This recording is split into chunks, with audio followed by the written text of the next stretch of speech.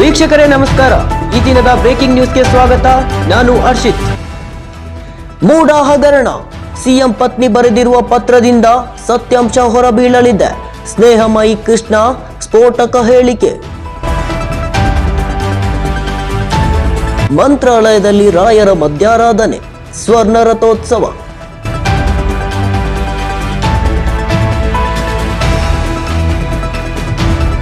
ವಿಜಯಪುರದ ಆಲಮಟ್ಟಿ ಜಲಾಶಯಕ್ಕೆ CM Siddaramaiah, DCM DK Shivakumar ಬಾಗಿನ ಅರ್ಪಣೆ.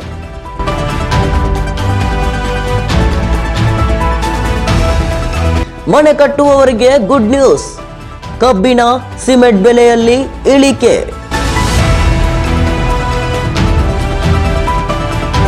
ಅಮಿತ್ ಶಾ ಮಗ ಜೈ ಶಾ ಐಸಿಸಿಯ ಮುಂದಿನ ಅಧ್ಯಕ್ಷ ಆಗುವ ಸಾಧ್ಯತೆ.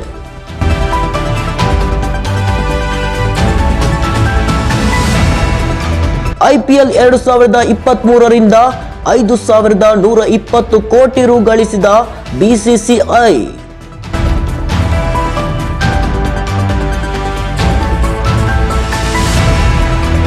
ಎರಡು 2030ರ ವೇಳೆಗೆ ಬೆಂಗಳೂರಿಗೆ ಸಿಗಲಿದೆ 400 ಕಿಲೋಮೀಟರ್ ವ್ಯಾಪ್ತಿಯ ಮೆಟ್ರೋ ಉಪನಗರ ರೈಲು ಜಾಲ.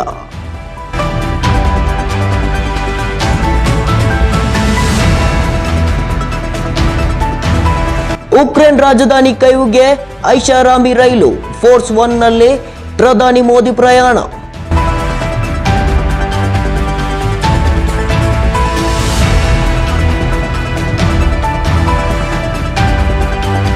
ಐದು ವರ್ಷದಲ್ಲಿ ಪಬ್ಸ್ಗಳಿಗಾಗಿ 3.62 ಕೋಟಿ ರು ಖರ್ಚು ಮಾಡಿದ ಆರೋಪ ಆಂಧ್ರ ಮಾಜಿ ಮುಖ್ಯಮಂತ್ರಿ ಜಗನ್ ಮೋಹನ್ ರೆಡ್ಡಿ.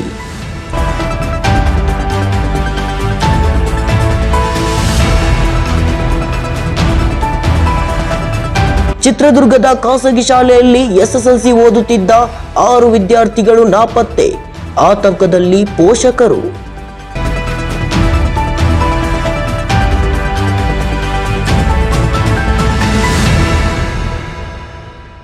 ಇದಿಷ್ಟು ಈ ದಿನದ ಬ್ರೇಕಿಂಗ್ ನ್ಯೂಸ್. ನಿರಂತರ ಸುದ್ದಿಗಳಿಗಾಗಿ ನೋಡ್ತಾ ಇರಿ NKS TV4. ಇದು ನಿರಂತರ ಕಾರ್ಯಪಡೆ.